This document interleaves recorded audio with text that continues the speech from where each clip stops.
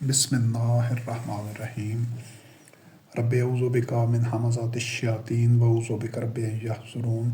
رب زدنی علما رب اشرح لی صدری ویسر لی امری واحلل عقدۃ من لسانی یفقہوا قولی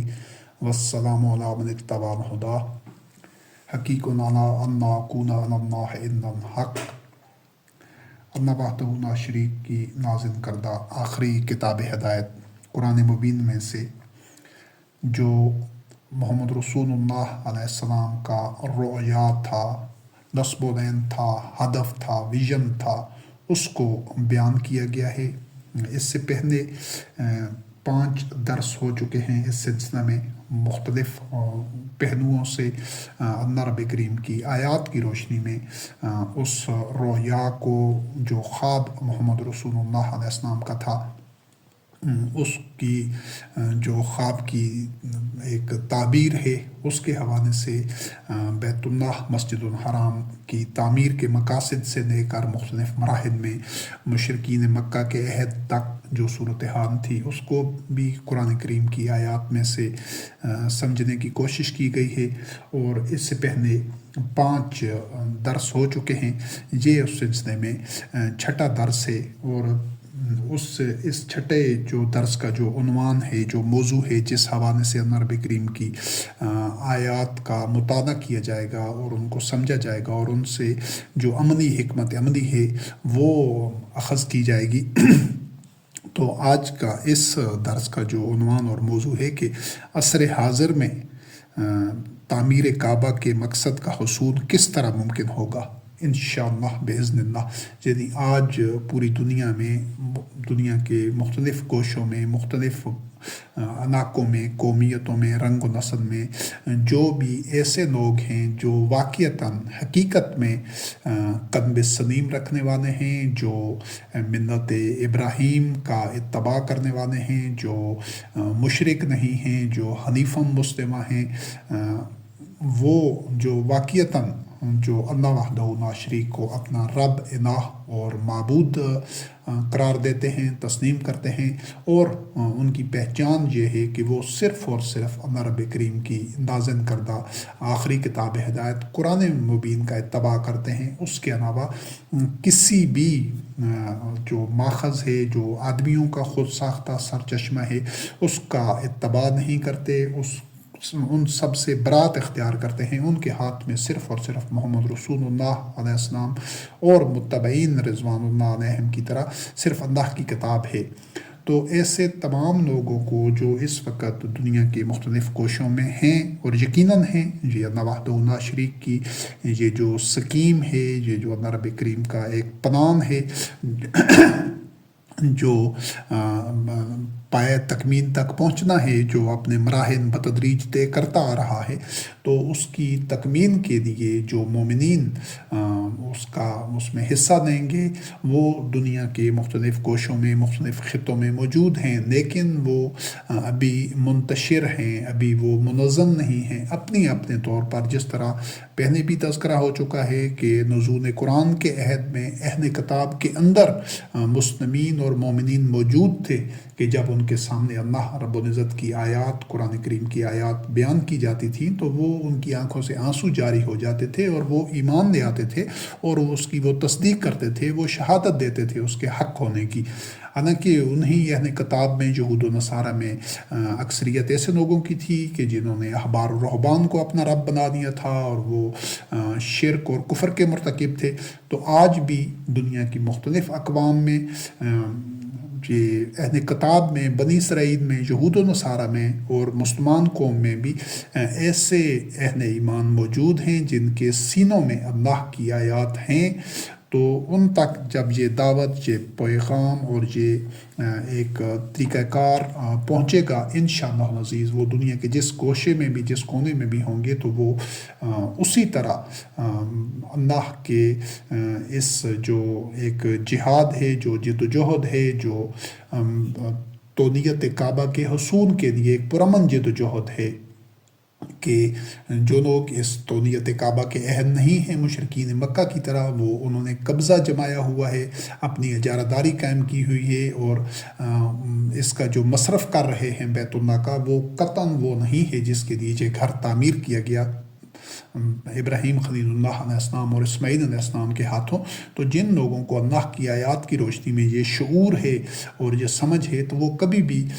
اس پر مطمئن نہیں ہیں جو صدیوں سے جو کچھ ہو رہا ہے۔ تو یہ جو کاوش ہے، یہ جدوجہد ہے، یہ صرف اصلاح فی الارض کی لیے اس کو ایک ہیڈ کوارٹر جو ہے پوری دنیا کے مومنین کا، ملت ابراہیم کا، جو اس کے حقیقی وارث ہیں، جو وارثون الکتاب ہیں، ان کے لیے یہ ایک دارالخلافہ ہے، عالمی دارالخلافہ ہیڈ کوارٹر ہے جو مکہ ہے، بیت اللہ ہے۔ تو ہم نے یہ الحمدللہ رب العالمین بإذن اللہ جو اللہ کی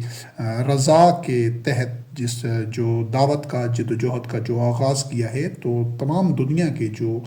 مسلمین ہوں گے، جو سلیم القلب لوگ ہوں گے، اور جو واقعتاً ابراہیم حنیف علیہ السلام کی ملت میں ہوں گے، ملت ابراہیم میں، جو محمد رسول اللہ علیہ السلام، ابراہیم خلیل اللہ علیہ السلام کے اسوہ حسنہ پر عمل کرنے والے ہوں گے، تو وہ اللہ کی آیات کی روشنی میں اس ہدف کو، اس مقصد کو نہ صرف پہچان لیں گے، بلکہ وہ آگے بڑھ کر اپنا جان مال سب کچھ اللہ کو بیچ کر وہ تمام دنیا کے مومنین، چاہے دنیا کے کسی بھی گوشے میں ہوں گے، وہ وحدت کی لڑی میں، الفت، ایثار اور اخوت کی لڑی میں پروئے جائیں گے، اور بنیان مرصوص بن کر اس جد و جہد کا آغاز کریں گے۔ پھر اللہ وحدہ لا شریک کی نصرت ان کے شامل حال ہوگی۔ یہ ہم انشاءاللہ عزیز جو اس سلسلے کا اگلا جو درس ہوگا آخری، اس میں اس طریقہ کار کو اور پلان کو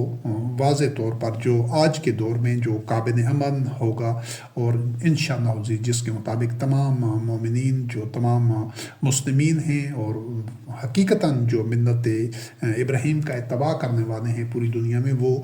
کس طرح اپنی جد و جہد کا آغاز کریں گے، اور کس طرح یہ چراغ سے چراغ انشاءاللہ عزیز جلتا جائے گا۔ اور جس طرح شہد کا ایک چھتا تشکیل پاتا ہے کہ وہ پہلے ایک دو خانے سے، وہ جو شہد کے خانے ہوتے ہیں، اس سے آغاز کیا جاتا ہے اور پھر وہ پھیلتا جاتا ہے، تو اسی طرح انشاءاللہ عزیز یہ کاروان آگے بڑھتا جائے گا، اور اللہ کی نصرت و تائید کے ساتھ ایک دن آئے گا انشاءاللہ عزیز، اور ہماری زندگیوں میں باذن اللہ، بفضل اللہ انشاءاللہ آئے گا، بنصر اللہ، اللہ کی نصرت کے ساتھ، کہ وہ تونیت کعبہ پرامن طریقے سے اس کے جو عہد ہیں ان کو منتقل ہو جائے گی، جو کہ ابراہیم خلیل اللہ علیہ السلام کی ملت، ذریت اور عہد میں سے ہیں، واقعتاً مسلمین ہیں، وہ زبانی مسلمین نہیں ہیں، حقیقت میں وہ مسلمین ہیں۔ تو اس کا آج کے درس کا آغاز کرتے ہیں سورۃ النساء کی آیت نمبر 58 میں۔ اس میں اللہ رب العزت کا اس آیت کا حوالہ پہلے بھی پچھلے ایک درس میں بھی دیا جا چکا ہے، تو اس میں اس کا اعادہ کرتے ہیں، کیونکہ اس کی جو معنویت اور جو اس میں پیغام ہے، جو میسج ہے، وہ اس کو اس تناظر میں اسی سے ہی ابتدا کرنی ہے۔ یہ اللہ وحدہ لا شریک کا امر ہے، اور یہاں پر اس چیز کو سمجھنا ضروری ہے کہ جو انفرادی اعمال ہیں، جو قرآن کریم کے اللہ کی آیات کے اتباع کے حوالے سے بہت سارے انفرادی و اجتماعی اعمال ہیں، وہ سارے کے سارے اپنی جگہ پر مومنین جہاں جہاں ہیں وہ ان کی بجاوری کرتے رہیں گے، ان احکام کی اطاعت اور تعمیم کرتے رہیں گے، چاہے وہ معیشت سے متعلق ہیں، معاشرت سے، اخلاقیات سے، جس بھی شعبہ زندگی سے ہیں، تو مومنین وہ تمام کے تمام اپنا رہے ہوں گے، لیکن ان تمام سے اوپر بڑھ کر جو اولین ترجیح ہوگی، جس طرح ایک نصب العین ہوتا ہے، ایک ویژن ہوتا ہے، ایک خواب اور ایک ہدف ہوتا ہے، ان سب کا ہدف یہ ہو جائے گا۔ ابھی وہ انفرادی طور پر کچھ اپنے طور پر کوشش کر رہے ہیں، قرآن کریم کا مطالعہ کر رہے ہیں، اس کا آیات لوگوں تک پہنچا رہے ہیں، انفرادی طور پر تقوی اختیار کر رہے ہیں، اور اس سلسلے میں وہ انفاق کر رہے ہیں، صدقات کر رہے ہیں، اور صدق پر قائم ہیں، اور بہت ساری جو انفرادی و اجتماعی جو وہ اعمال اور جو صالح اعمال ہیں وہ کر رہے ہیں، صالحات۔ تو لیکن جو منزل حاصل ہونی ہے وہ اس طرح نہیں ملنی ہے، وہ جو اللہ وحدہ لا شریک کا ایک پلان ہے، ایک جو تدبیر ہے، جو ایک اللہ رب العزت کا مشیت ہے کہ اس نے تمام ادیان کے اوپر دین اسلام کو غالب اور بالا تر ثابت کرنا ہے، برتر ثابت کرنا ہے، اور اس کے لیے جب تک یہ جو بیت اللہ ہے، مسجد الحرام ہے، کعبہ ہے، اس کو مومنین عالمی ہیڈ کوارٹر، عالمی دارالخلافہ نہیں بنا دیتے، ان جو موجودہ مشرکین ہیں، ان سے جو نااہل ہیں، ان سے تو نیت کعبہ واپس نہیں لیتے، یہ عزم رکھ کر شاہراہ زندگی پر ہر قدم آگے نہیں بڑھتے، اس وقت تک انفرادی طور پر نیکیاں کی جا سکتی ہیں، لیکن وہ جو اللہ رب العزت کی تدبیر ہے وہ پائے تکمیل تک نہیں پہنچ سکتی۔ یہ پائے تکمیل تک وہی لوگ پہنچائیں گے جو اس ہدف کو، اس نصب العین کو اور اس رویا کو، اسی خواب کو سامنے رکھیں گے جو محمد رسول اللہ علیہ السلام کا خواب تھا، اور اس وجہ سے تمام مومنین کا خواب تھا۔ تو آج بھی قیامت تک بھی مومنین کو اسی خواب کی تعبیر کے لیے جدوجہد کرنا ہے، پھر اللہ رب کریم کی نصرت ان کی شامل حال ہوگی انشاءاللہ۔ تو پہلا یہ جو اللہ رب کریم کا سورۃ النساء کی آیت نمبر 58 ہے، اس میں اللہ کا جو امر ہے، حکم ہے کہ اللہ تمہیں حکم دیتا ہے کہ امانتیں جو ہیں ان کے عہد کے سپرد کرو، اور جب لوگوں میں فیصلہ کرو، حکم بنو، حکومت قائم کرو، معاملات طے کرو لوگوں کے درمیان، تو عدم کے ساتھ، اور یہ اللہ رب کریم کی بہترین نعمہ جائزکم، بہترین نصیحت ہے، اور اللہ رب کریم ہر چیز کو سننے والا، دیکھنے والا ہے۔ تو یہ جو لوگ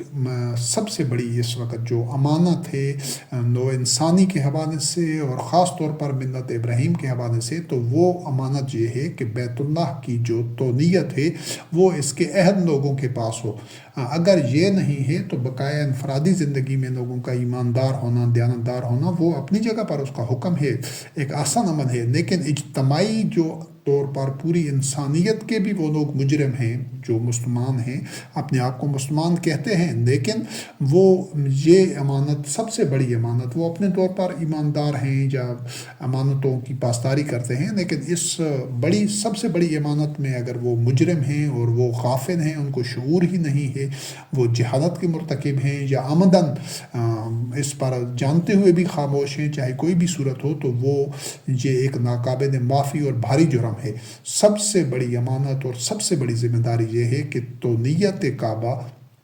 اس کے اہل لوگوں کے پاس ہونی چاہیے، وہی لوگ کعبہ کے متولی ہوں، وہی لوگ کعبہ کے منتظم ہوں جو اس کے اہل ہوں۔ تو آج جو ایک غاصب طبقہ ہے، ایک جنہوں نے اجارہ داری بنائی ہوئی ہے، ایک جو قابض گروپ ہے، جو ناجائز استحصال کے لیے اور اپنے ذاتی مفادات کے لیے اس کو پوجا پاٹ کا مرکز بنا رکھا ہے بیت اللہ کو، تو یہ سب سے بڑی خیانت ہو رہی ہے، اور امانت کے اوپر نااہل لوگ قابض ہیں، ان کے جو مصرف میں یہ بیت اللہ ہے، اور جس طرح انہوں نے اس کو بے مقصد رسومات کے لیے اور مناسک کے لیے استعمال کر رہے ہیں، ان کی روح کے بغیر، تو اس طرح تو مشرکین بھی کر رہے تھے۔ تو یہ اب تمام جو لوگ اپنے آپ کو ملت ابراہیم قرار دیتے ہیں اور اپنے آپ کو مسلمان ہونے کا دعویٰ کرتے ہیں، اس ذام میں ہیں، تو ان کے لیے زندگی کی اولین ترجیح یہ جب تک نہیں بنے گی کہ ان غاصبوں سے، ان نااہلوں سے اور ان جو استحصالی قبضہ گیروں سے، یہ جو عباد الطاغوت ہیں، آل سعود اور عرب کے لوگ جو کعبہ کا انتظام چلا رہے ہیں، جو متولی بنے ہوئے، ان سے بیت اللہ کی تونیت واپس لینا ہے۔ پہلا کام یہ اس طرح نہیں ہے جس طرح محمد رسول اللہ علیہ السلام نے جو اس طرح یہ سارے مراحل طے کیے، ان کا پچھلے درسوں میں تذکرہ بھی ہو چکا ہے کہ پہلے دن یہ کوئی بم دھماکے کر کے یا وہاں پر دہشت گردانہ حملہ کر کے یا قبضہ کر کے یا بندوقیں لے کر یہ کام نہیں ہوگا، جس سے پہلے جس طرح اس سے پہلے ایک جاہد جو انہی مشرکین میں سے ہی ایک گروہ تھا، آج سے کوئی 30-40 سال پہلے انہوں نے اس طرح وہ دہشت گردی کی تھی کہ کعبہ میں گھس گئے تھے اور وہاں پر بم دھماکے کر کے اور اسنا لے کر اور زبردستی نہیں۔ دین اسلام میں ایسا کوئی تصور نہیں ہے لوگوں میں اس طرح جبر کا، تشدد کا، دہشت گردی کا اور فساد پھیلانے کا۔ وہ تو فساد پھیلا رہے تھے، اور آج بھی دنیا میں جتنے یہ دہشت گرد ہیں یا لوگوں پر حملے کر کے نہیں۔ اسلام امن کا دین ہے، سلامتی کا دین ہے، امن کو یقینی بناتا ہے، اس پر امن کرنے والے امن میں رہتے ہیں اور لوگوں کے امن کو اور سلامتی کو یقینی بناتے ہیں، یہی اصلاح فی الارض ہے۔ تو ایسا نہیں کرنا، بلکہ اس کے لیے سب سے پہلے یہ شعور بیدار کرنا ہے۔ ہر پلیٹ فارم کے اوپر، ہر ذریعے کو استعمال کر کے، ہر زبان میں لوگوں میں سب سے پہلے یہ روشنی، یہ شعور اجاگر کرنا ہے کہ یہ لوگ جن کے ہاتھوں میں تولیت کعبہ ہے، یہ اس کے اہل نہیں ہیں، اور پھر یہ واضح کرنا ہے اللہ کی آیات کی روشنی میں کہ اس کے اہل کون ہیں، یعنی ان کو بے نقاب کرنا ہے، ان کا جو مکروہ چہرہ ہے اس کو لوگوں کے سامنے واضح کرنا ہے، اور ان کی نااہلیت کو دلیل کی بنیاد پر اللہ کی آیات کی روشنی میں ثابت کرنا ہے کہ یہ کس طرح عباد الطاغوت ہیں اور یہ اہل نہیں ہیں۔ پھر اس کے بعد خود سب سے پہلے اپنے آپ کو اہل بنانا ہے۔ ہر مسلم نے، ہر مومن میں، چاہے وہ دنیا کے کسی بھی کونے میں، کسی بھی گوشے میں ہوگا، وہ دوسروں کو تب تک دعوت نہیں دے سکتا جب تک اپنی پوری کوشش کر کے خود اپنے آپ کو اس کی تولیت کا اور اس بیت اللہ کے اولیاء بننے کا اہل ثابت نہیں کرتا۔ پہلے وہ خود اپنی جان، مال، توانائیاں، اوقات، صلاحیتیں بھرپور انداز سے صرف کرے گا، وقف کر دے گا، اللہ کو اپنی جان مال بیچ دے گا، اور بیعت کر کے اطاعت کر رہا ہوگا جو وحی پر مبنی پورا ایک سٹرکچر ہے، اور پوری دنیا میں ایسے تمام مومنین کا ایک امام ہوگا۔ جب تک وہ اس نظام کا حصہ نہیں بن سکتے، وہ دوسروں کو دعوت دینے کا عہد ہی نہیں ہے، کیونکہ اللہ رب العزت کو یہ چیز سخت ناگوار ہے کہ لوگوں کو اس بات کی دعوت دی جائے جس پر خود عمل نہ کیے جائے۔ لِمَ تَكُونُوا مَا لَا تَفْعَلُونَ كَبُرَ مَقْتًا عِندَ اللَّهِ أَن تَكُونُوا مَا لَا تَفْعَلُونَ، یہ اللہ رب کریم کو ناگوار ہے۔ تو پہلی ذمہ داری یہ ہوگی کہ خود وحی کا اتباع کرتے ہوئے، قرآن کریم کا اتباع کرتے ہوئے، دنیا بھر کے جو مومنین ہیں، جو ملت ابراہیم کا اتباع کرنے والے ہیں، جو واقعتاً مسلمین ہیں، ان سب کو ایک وحدت میں جڑنا ہوگا، ایک امام کی بیعت کرتے ہوئے، اور پھر اپنے تمام وسائل اور ریسورسز استعمال کرتے ہوئے اللہ کی آیات کی روشنی میں ان جو غاصب ہیں، نااہل ہیں، جو اس وقت اولیاء بنے ہوئے ہیں آل سعود اور دیگر عرب، ان کی نااہلی کو لوگوں میں شعور بیدار کرنا ہوگا، زمین ہموار کرنی ہوگی لوگوں کو۔ اس کے لیے تمام لوگوں کو تمام زبانوں میں ترجمہ کر کے، تمام جو جتنے بھی آج یہ سوشل میڈیا کے پلیٹ فارمز ہیں، اور بھی جتنے بھی آپ کے پاس وسائل ہیں، جس سطح پر ہیں، اپنے گھر میں، محلے میں، رشتہ داروں میں، اپنے اور دیگر احباب میں، ہر ایک تک اس پیغام کو دن رات پہنچانا ہوگا تاکہ یہ شعور عام ہو، یہ روشنی عام ہو، اور اس میں سے پھر جب یہ ہر انسان تک یہ ایک پیغام، ایک دعوت، ایک جد و جہد اور ایک نصب العین، ایک ویژن، ایک رویا، ایک ہدف پہنچ جائے گا، تو انشاءاللہ العزیز انہی لوگوں میں سے، مختلف اقوام میں سے، مختلف ادیان کے حامل لوگوں میں سے، مسلمانوں میں سے، مختلف رنگ، نسل، خطہ اور علاقوں کے زبانوں کے لوگوں میں سے لوگ نکلیں گے، آگے بڑھیں گے، اور اس وحدت کا حصہ بنتے جائیں گے انشاءاللہ باذن اللہ۔ تو سب سے پہلا جو کام ہے وہ خود اس پر عمل کرنا ہے، وحی کا اتباع کرنا ہے، خود ایسی ایک وحدت، ایک بنیان و مرصوص بننا ہے، خود عالمگیر سطح پر، پورے گلوب پر ایک مومنین کی جو ملت ابراہیم کا اتباع کرنے والے مسلمین ہیں، ان کی ایک امام کے بیعت کرتے ہوئے اللہ کو جان مان بیچ کر اس شعور کو اجاگر کرنا ہے، پھیلانا ہے۔ یہ اس امانت کو اس کے عہد کے سپرد کرنے کے سلسلے میں پہلا اقدام ہوگا یہ چیز، اور تاکہ جو پھر پورے لوگوں کے درمیان جو نبی کریم نے فرمایا وَإِذَا حَكَمْتُمْ بَيْنَ النَّاسِ أَن تَحْكُمُوا بِالْعَدْلِ، لوگوں کے درمیان عدل کے ساتھ حکومت اور فیصلے عدل و قسط کے ساتھ تبھی ہو سکتے ہیں جب یہ آدمی ایک ہیڈ کوارٹر دارالخلافہ اس کے اہم لوگوں کے پاس ہوگا۔ اگر اسی طرح جس طرح یہ صدیوں سے چل رہا ہے اسٹیٹس کو کے تحت، تو یہ تو ایک ناحاصل مشق ہے، اور وقت کا اور توانائیوں اور صلاحیتوں کا اور وسائل کا ضیاع ہے، اور ان غاصبوں کو دانستہ و نادانستہ طور پر مضبوط کرنے کا ذریعہ بنا ہوا ہے ابھی جو حج اور عمرہ ہو رہا ہے۔ تو آگے چل کر ہم جو عملی طریقہ کار پر بات کریں گے تو پھر اس کے سارے پہلوؤں اور گوشوں کو مزید واضح کیا جائے گا انشاءاللہ۔ اگلی جو آیات ہیں وہ سورۃ الانبیاء کی آیات 16 اور سے لے کر 18 تک ہیں۔ یہ چند حوالہ جات ہیں، جو 4-5 حوالہ جات ہیں جن کو آپ نے اپنے یقین کی، اپنی جد و جہد کی، اپنے صبر و استقامت کی بنیاد بنانا ہے۔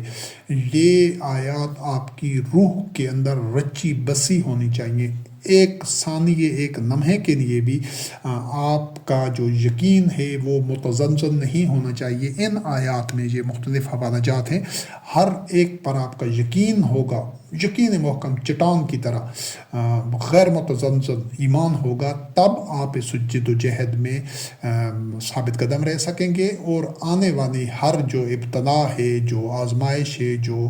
کڑا وقت ہے، جو کٹھن مرحلہ ہے، اس پر آپ ثابت قدم رہ سکیں گے۔ اگر آپ کا یقین ان پر متزلزل ہوگا، آپ ابہام کا، شکوک و شبہات کا شکار ہوں گے، یہ آپ پر حقائق واضح نہیں ہوں گے، آپ کے قلب میں یہ جاگزین اور پیوست نہیں ہوں گے، اس وقت تک آپ ثابت قدم نہیں رہ سکتے۔ آپ کی توانائیاں، آپ کی صلاحیتوں کا نشو و نما نہیں ہو سکتی، آپ بھرپور انداز سے اس جو جد و جہد ہے اس میں شامل نہیں ہو سکتے۔ تو ان میں سے تمام آیات کو کتاب اللہ میں سے دیکھیں، سمجھیں اور ان کو اپنے قلب کے اندر اتاریں، کیونکہ یہی وہ فاؤنڈیشنز ہیں، یہی وہ بنیادیں ہیں جن کے اوپر اس عمارت نے انشاءاللہ العزیز باذن اللہ کھڑا ہونا ہے۔ جس طرح درخت تب ہی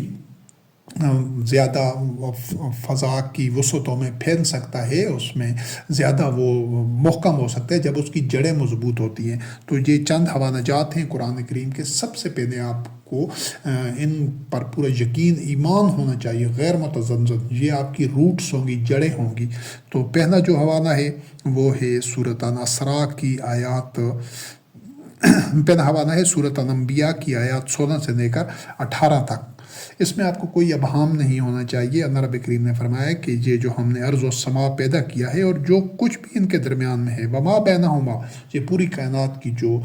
تمام تخلیقات اور مخلوقات ہیں، یہ ہم نے کھیل تماشے کے لیے، کھیلتے ہوئے بے مقصد یوں ہی پیدا نہیں کر دی۔ اور اگر ہمارا ایسا ارادہ ہوتا معاذ اللہ تو ہم اپنے پاس ہی کوئی کھیل کھلونا بنا دیتے،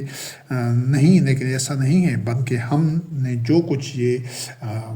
کیا ہے، جو کچھ تخلیقات ہیں، یہ پوری کائنات کا جو نظم ہے، نظام ہے، مخلوقات ہیں، ان کی صلاحیتیں ہیں، اور سب سرگرم عمل ہیں اللہ رب کریم کے امر کے اور سامنے، اور اللہ رب العزت کے اذن اور مشیت کے ساتھ۔ تو اس کا ایک مقصد ہے، ان تمام کو ایک سمرائز کر کے ان کا ایک نچوڑ اور نب نباب اور جو خلاصہ بیان کیا جا رہا ہے،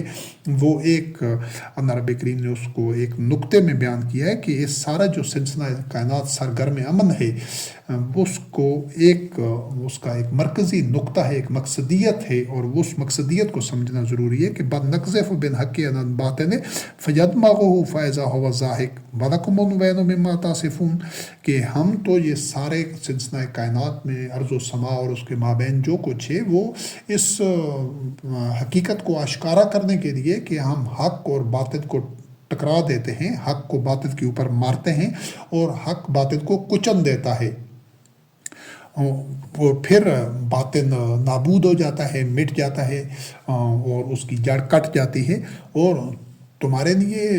تم اگر یعنی اس حقیقت کو نہیں سمجھتے، اس کائنات کی اس وحدت کو، اس نظم کو اور اس مقصدیت کا تمہیں شعور ہی نہیں ہے، تو پھر تو یوں سمجھ لیں کہ جس طرح جانوروں کی طرح، اس طرح جانور بھی کھاتے پیتے ہیں اور اپنی بقا کے لیے اور اپنی نسل کو آگے بڑھاتے ہیں، پھر تو اس کائنات کی مقصد، آدمی اپنے مقصد تخلیق کو اور کائنات کے مقصد تخلیق کو سمجھ ہی نہیں سکتے جس کو یہ شعور نہیں ہے۔ اور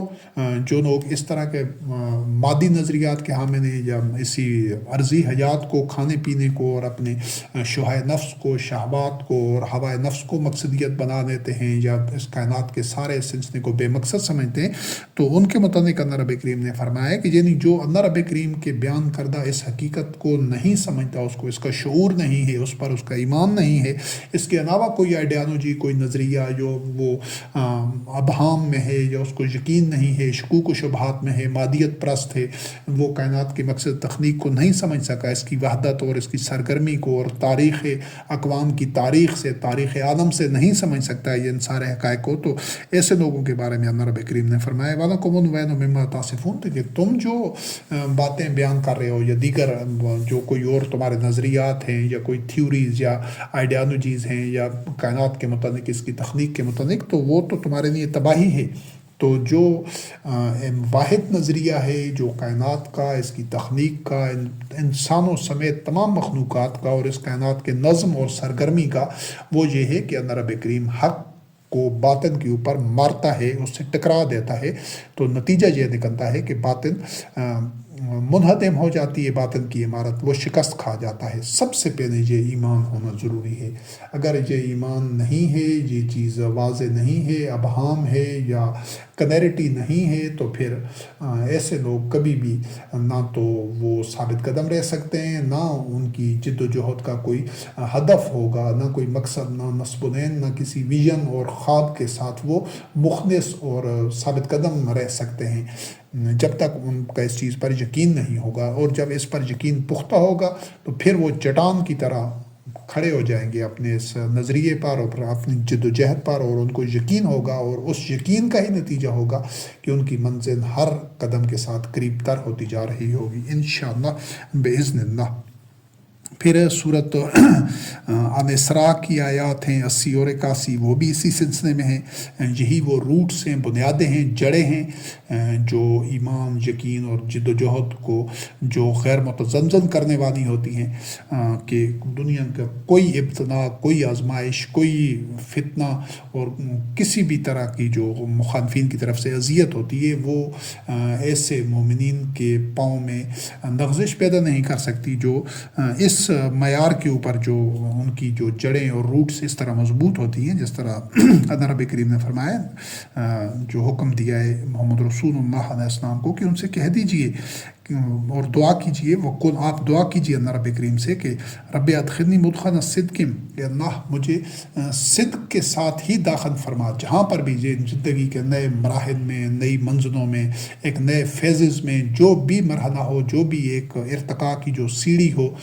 اس کے اوپر یعنی جو باطن نظام کو منہدم کرنا ہے اور حق کو غالب کرنا ہے، تو وہ مختلف فیزز میں، مختلف مراحل میں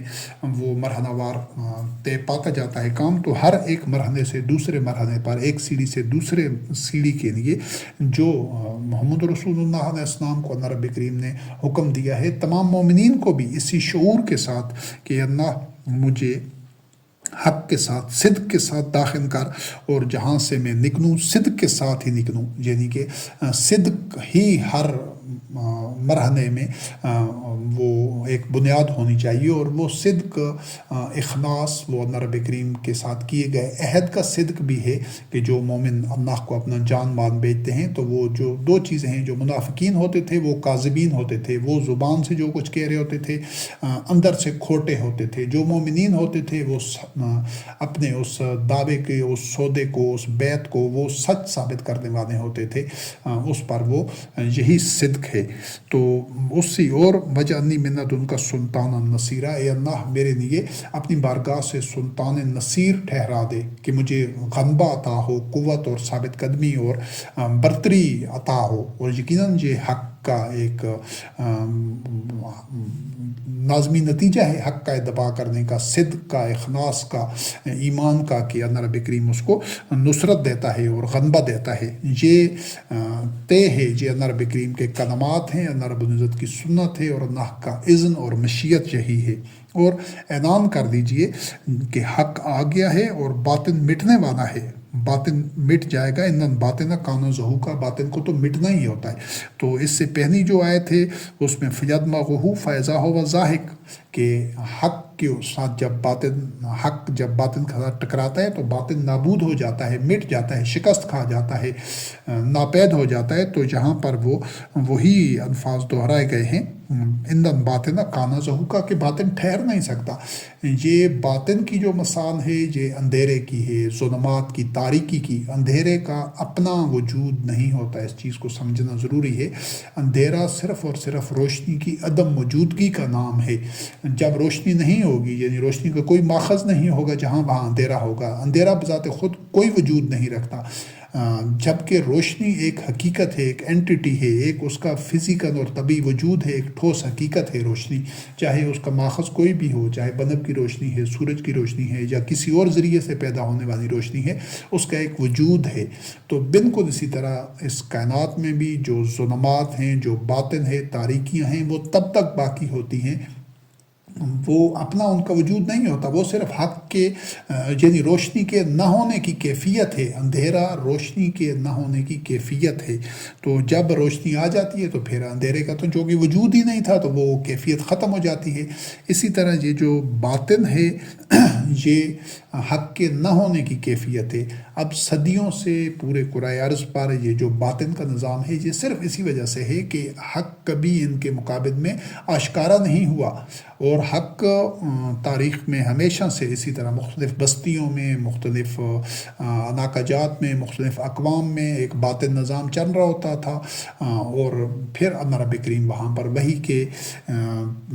پیغام کو عام کرنے کے لیے، وحی کی بنیادوں پر ایک نظام تشکیل دینے کے لیے، اس اندھیرے کو دور کرنے کے لیے اللہ رب العزت روشنی، نور لے آتا تھا، انبیاء علیہ السلام کو مبعوث کرتا تھا، اور پھر معاشرے میں اصلاح ہو جاتی تھی. روشنی آنے سے وہ ممکن نہیں رہتا کہ روشنی آنے کے بعد اندھیرا باقی رہے. یہ دونوں ایک دوسرے کی ضد ہیں. تو پھر اسی طرح جو نبی کریم علیہ السلام کو جب مبعوث کیا گیا تو وہاں پر جو ظلمات تھی، وہ جو مشرکین کا اور دیگر جو کفار تھے ان کا جو باطن نظام تھا، تو وہ بھی وقت کے ساتھ جوں جوں وہ لوگوں میں حق کا شعور آتا گیا، روشنی پھیلتی گئی، تو وہ باطن نظام منہدم ہو گیا. جس طرح یوں سمجھ لیں کہ رات کی تاریکی ہوتی ہے، گھٹا ٹوپ اندھیرا ہوتا ہے، تو جوں جوں سورج طلوع ہوتا جاتا ہے، وہ افق پر آ رہا ہوتا ہے تو روشنی پھیل رہی ہوتی ہے. پھر جب سامنے طلوع ہو جاتا ہے تو وہ پھر جہاں سورج کی کرنیں، سورج آشکارا ہو جاتا ہے تو وہاں تاریکی رہ نہیں سکتی، ممکن نہیں ہے. تو بالکل اسی طرح اللہ رب کریم نے جو ایک حق اور باطن کو جو ٹکرانا ہوتا ہے وہ یہی مثال ہوتی ہے. تب تک یہ باطن نظام موجود رہے گا جب تک کچھ مومنین حق کا پرچم تھام کر میدان میں نہیں آئیں گے. اگر نہیں آئیں گے، آج نہیں آئیں گے، تو یہ تاریکیاں اور بڑھتی جائیں گی. پھر اگلے لوگ آ کر اس کام کو کریں گے، وہ نہیں کریں گے تو اس سے اگلے. بہرحال یہ ہونا ہے.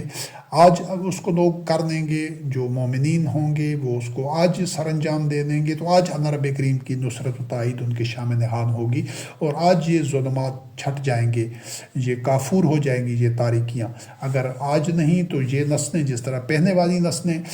ظلمات میں رہ کر اس جہنم میں سنکتے ہوئے اگلے جہنم میں منتقل ہو گئی ہے ان کی اکثریت، تو اس نسل کی بھی یہ اسی طرح آج کے یہ ظلمات میں اور تاریکیوں میں، ظلمتوں کے پالے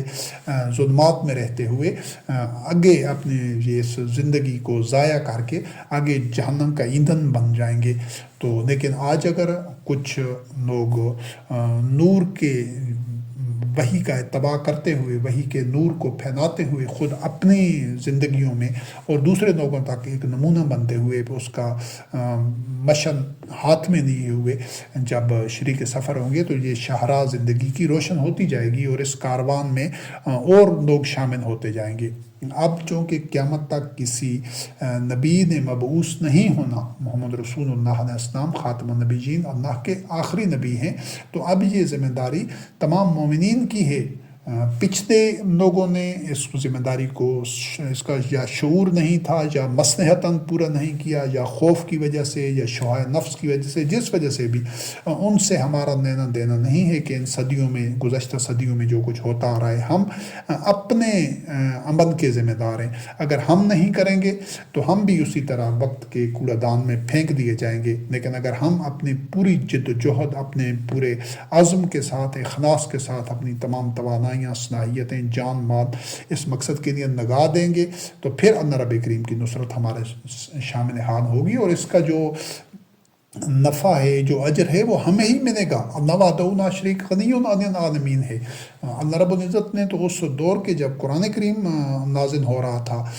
نبی کریم علیہ السلام کے عہد کے لوگوں سے یہ کہہ دیا کہ تم اگر، جس کا مفہوم یہ ہے کہ تم اگر اس طرح وحی کا اتباع نہیں کرتے ہو، جو اس صدق و اخلاص کے ساتھ اس میں تمہاری طرف سے کوتاہی ہوتی ہے، کچھ جو بھی احکام تھے، تو اور لوگ آ جائیں گے۔ تو یہ جو آج اگر ہم پچھلے لوگوں نے نہیں کیا تو اللہ رب کریم نے ہمیں اس جنریشن کو، اس نسل کو موقع دیا ہے، یہ نہیں کرے گی تو اگلی نسل آ جائے گی۔ یہ جو کائنات میں ایک ارتقاء کا سفر ہے، یہ اللہ رب کریم کی جو پلان ہے، منصوبہ ہے، ماسٹر پلان ہے، اس کے تحت ایسا ہونا ہے۔ اگلی آیات میں ہم اس کا مطالعہ بھی کریں گے۔ تو یہ جو باتیں نے مٹ جانا ہے ان تاریکیوں نے، جب کچھ لوگ شاہراہ حیات کے اوپر اپنے ہاتھوں میں قرآن کی قندیل کو لے کر، اس نور کو لے کر وہ وحی کے اتباع کا چلتا پھرتا پیکر بن جائیں گے، اور پوری دنیا کے، پوری گلوب کے مومنین مل کر اس کعبہ کو قبلہ بناتے ہوئے اس کی تولیت، اس کے عہد کے سپرد کرنے کے لیے اٹھ کھڑے ہوں گے اور اپنی جدوجہد شروع کر دیں گے، خود اپنے آپ کو اس کا عہد بنائیں گے۔ پوری کاوش کے ساتھ، پوری جدوجہد کے ساتھ ہر مومن یہ کوشش کرے گا کہ وہ اپنے آپ کو اس کا عہد ثابت کرے، اللہ رب کریم کی میزان میں، لوگوں کی نگاہ میں نہیں۔ جو اللہ کی میزان میں پورے اتریں گے تو اللہ رب کریم علیم خبیر ہے، بصیر ہے، ہر چیز کو دیکھ رہا ہے، سن رہا ہے، وہ خود ان اہم لوگوں کو یہ امانت ان کے سپرد کر دے گا۔ یہ جو غاصبین ہیں یہ کبھی نہیں چاہیں گے، جو آج کے مشرکین ہیں، جو قبضہ گروپ ہے، بالکل مشرکین بھی نہیں چاہتے تھے۔ اس جو تولیت مومنین کے حوالے ہوگی، تولیت کعبہ، ان کے عہدوں کے، تو وہ اللہ رب کریم کے ذمہ ہے۔ مومنین نے اپنا کام کرنا ہے، اس تولیت کو سپرد کرنا، جو ان میں منتقل کرنا، یہ اللہ رب کریم کی ذمہ داری ہے۔ اس کو پہلے ہم آیات میں دیکھ رہے ہیں کہ یہ پورا جو سلسلہ کائنات ہے یہ اسی کے لیے سرگرم عمل ہے۔ ہمارا اس کے اوپر یقین ہونا بس ضروری ہے، اور ہماری جد و جہد، ہمارا صبر و استقامت، اگر ہمارا یقین ہوگا، اخلاص ہوگا، جد و جہد ہوگی، صبر و استقامت، اور درست سمت میں زمینی حقائق کو دیکھتے ہوئے، عقل، فکر، شعور کو پروئے کار داتے ہوئے، مشاورت کے ساتھ، اور اللہ کی کتاب کے اوپر انحصار کرتے ہوئے، کلی اور قطعی طور پر ایک بغیر کسی آمیزش کے کتاب اللہ کی ہر آیت کا اتباع کرتے ہوئے جب ہم چلیں گے انشاءاللہ اس شاہراہ پر، تو پھر ہم اس کے مستحق ہوں گے باذن اللہ۔ ہم ملت ابراہیم میں شامل ہوں گے، اس کا اتباع کرنے والے ہوں گے، ہم ابراہیم خلیل اللہ علیہ السلام کے اہل اور ذریت میں شامل ہوں گے انشاءاللہ۔ تو پھر یہ ہو نہیں سکتا کہ اللہ رب کریم ہمیں ہمارا اجر اور ہمارا حق نہ دے، ہم جس کے اہل ہوں گے۔ ہم نے صرف اور صرف اپنے آپ کو اہل ثابت کرنا ہے، بقایا اس کو ہمیں جو ہمارا حق ہے وہ دینا۔ یہ اللہ رب کریم کا جو اپنے اس کا قانون ہے، اس کے کلمات ہیں، اس کی سنت ہے۔ تو اس چیز کو، اور اسی وجہ سے اللہ رب کریم نے ہمیں جو امانتیں ہیں ان کے اہلوں کو دینے کا حکم دیا ہے۔ تو اللہ رب کریم اگر ہم اس امانت کے اہل ہو جائیں گے تو یہ پھر اللہ رب کریم ایسے حالات پیدا کرے گا، ایسے مواقع، ایسے مراحل ہوں گے کہ یہ جو امانت ہے ہم اس کے اہل ہوں گے تو یہ امانت ہمارے سپرد ہو جائے گی اور نااہلوں سے چھین لی جائے گی۔ یہ تب تک نااہلوں کے ہاتھ میں رہے گی جب تک کوئی اہل پیدا نہیں ہو جاتے۔ جس طرح پہلے واضح کیا گیا ہے کہ تاریکی اور اندھیرا، ظلمات تب تک ہوتے ہیں جب تک روشنی آ نہیں جاتی۔ جب روشنی آ جاتی ہے، روشنی کا ماخذ اور سرچشمہ سامنے ہوتا ہے، تو پھر یہ ظلمات تادیر نہیں رہ سکتے۔ اس حقیقت پر ہمارا ایمان ہونا ضروری ہے۔ سورۃ توبہ کی آیات 32 اور 33 ہیں۔ اللہ رب کریم نے فرمایا کہ یہ جو مخالفین ہیں اس وقت کے جو کفار تھے، مشرکین تھے، وہ کبھی بھی نہیں چاہتے تھے کہ یہ جو وحی پر مبنی نظام تھا، وہ جو محمد رسول اللہ علیہ السلام والذین آمنوا معہ رضی اللہ عنہم، وہ جو ایک سسٹم، سٹرکچر اور ایک معاشرہ تشکیل دے رہے تھے جو الفت، اخوت، ایمان، یقین، صبر، استقامت، صدق اور اخلاص پر مبنی تھا، تو مخالفین تو کبھی بھی نہیں چاہتے تھے۔ لیکن اللہ رب کریم نے اس حقیقت حقیقت کو جس انداز سے بیان کیا ہے کہ یہ تو چاہتے ہیں کہ اللہ کے اس نور کو اپنے پھونکوں سے بجھا دیں، لیکن اللہ رب کریم یہ طے کر چکا ہے، یہ اس کا امر ہے، اس کی جو مشیت ہے، اس کا اذن ہے، اس کے کلمات ہیں کہ اس نے اس نور کو مکمل کرنا ہے۔ اگرچہ کافروں کو یہ ناگوار ہی گزرا، یعنی جو اس نور کو رد کر رہے تھے، مخالفین تھے، جو شیاطین اور اولیاء الشیاطین تھے، جو ابلیس اور اس کی ذریت میں سے تھے، تو وہ کبھی بھی نہیں چاہتے تھے، آج بھی نہیں چاہیں گے۔ دنیا بھر کے جو کفار ہیں، مشرکین ہیں، منافقین ہیں، وہ آج بھی نہیں چاہیں گے، لیکن یہ ان کے وہ اس چیز کے قابل نہیں ہوں گے کہ اس کو روک سکیں۔ کبھی بھی ایسا نہیں ہو سکتا، ممکن ہی نہیں ہے۔ کیوں کہ اللہ رب کریم نے فرمایا کہ هو الذی ارسل رسولہ بالہدی ودین الحق لیظہرہ علی الدین کلہ ولو کرہ المشرکون، کہ اللہ رب کریم نے تو رسول علیہ السلام کو دین حق دے کر بھیجا ہی اس لیے ہے کہ وہ تمام ادیان پر غالب آ جائے۔ اگرچہ یہ چیز مشرکوں کو ناگوار ہی کیوں نہ گزرے، اس وقت بھی ناگوار تھی، آج بھی ناگوار ہوگی، لیکن جو سرزمین عرب میں اس تجربے کو جو دہرایا گیا تھا ایک پائلٹ پروجیکٹ کے طور پر، وہ سرزمین عرب میں کامیابی کے ساتھ یہ تجربہ ہوا، اور اس جو سرزمین عرب کا جو باطن ایک فساد پر مبنی طاغوتی نظام تھا، وہ منہدم ہو گیا، پاش پاش ہو گیا۔ آج انشاءاللہ العزیز باذن اللہ بنصر اللہ، آج جو اس نظام نے، طاغوتی نظام نے جو پورے گلوب کو اپنی لپیٹ میں لیے ہوئے، پورے کرۂ ارض کو، اس نے منہدم ہونا ہے، اس نے پاش پاش ہونا ہے، اس نے ناکام ہونا ہے اسی طرح انشاءاللہ۔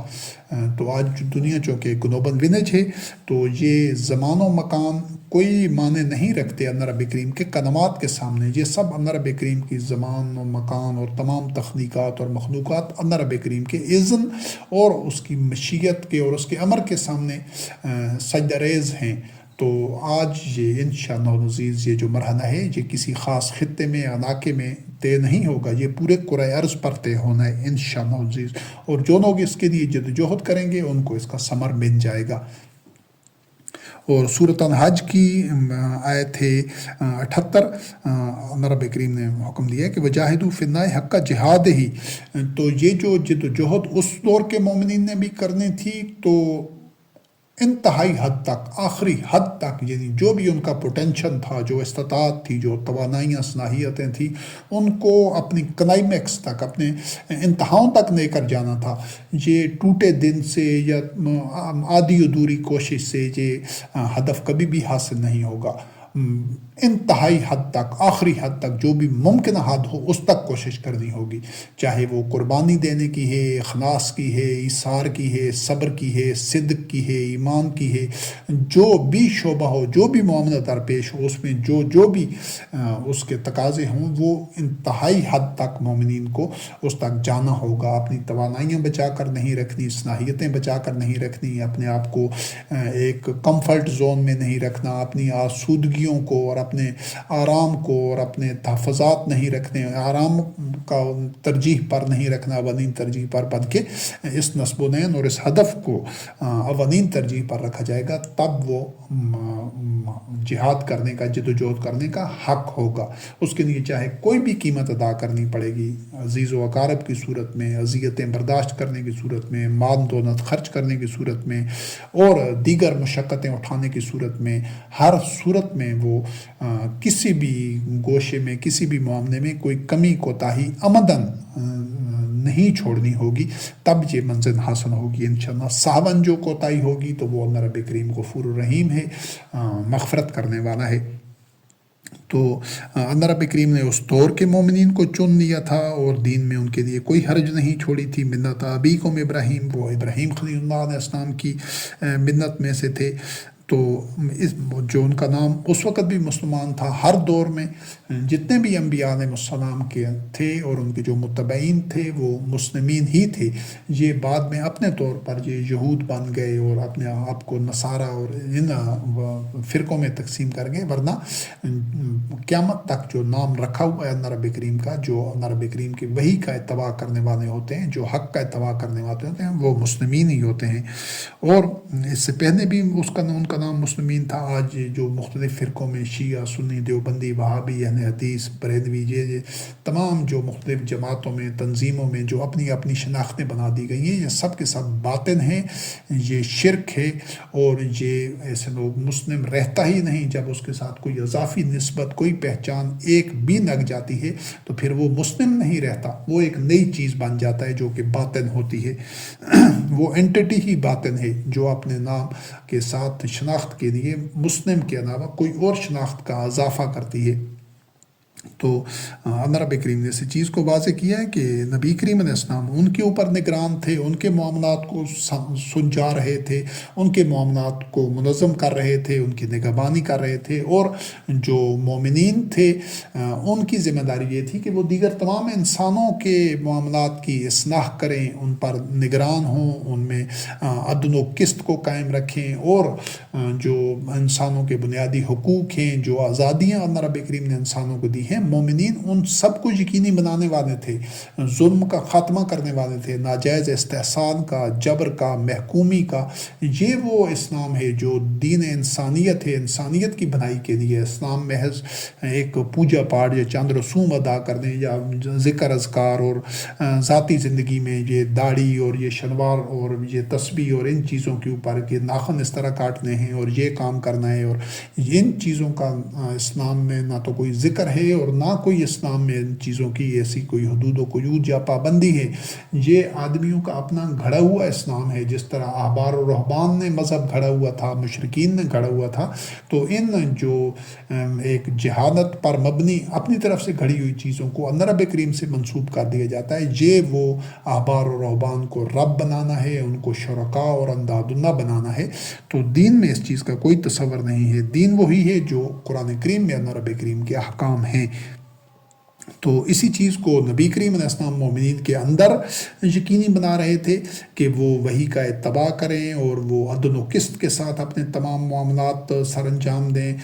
تو اور مومنین کی ذمہ داری تھی کہ وہ معاشرے میں اس چیز کی نگرانی کریں اور اس چیز کو یقینی بنائیں۔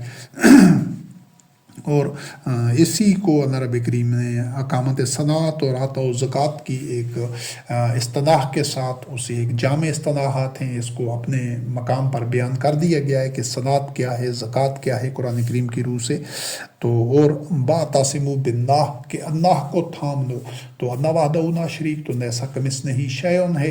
اس کو تو کوئی آنکھ دیکھ نہیں سکتی، وہ تو بے مثل ہے، تو اس کو اس طرح نہیں تھاما جا سکتا۔ یا اللہ رب کریم کی جو رسی کو تھامنا ہے، تو وہ ان دونوں اصطلاحات میں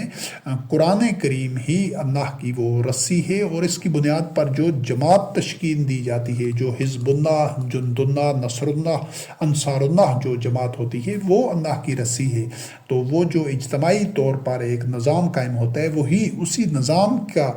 تحت وہی کا اجتماعی طور پر وہی کا اتباع کرنا ہی اللہ اور رسول کی اطاعت ہے۔ اور وہ صرف اس دور تک محدود نہیں تھی، یا وہ خارج از قرآن کوئی اللہ اور رسول کی الگ سے رسول علیہ السلام کی اطاعت نہیں ہے، وہ وہی کا اتباع ہے اجتماعی طور پر، سماجی سطح پر، اور وہی اللہ اور رسول کی اطاعت ہے، اور وہی اللہ کو تھام لینا ہے، وہی اللہ کی رسی کو تھام لینا ہے۔ ایک ہی حقیقت کو مختلف انداز سے مختلف پیرائے میں بیان کیا گیا ہے۔ وہی اللہ ہی تمہارا مولا ہے، سب سے بہتر مولا اور سب سے بہتر نصیر ہے، نصرت کرنے والا۔ تو ان آیات میں جو حقیقت بیان کی گئی ہے، جو حق و باطن کا ایک تصادم ہے اور اس کا جو نتیجہ ہے، اور جس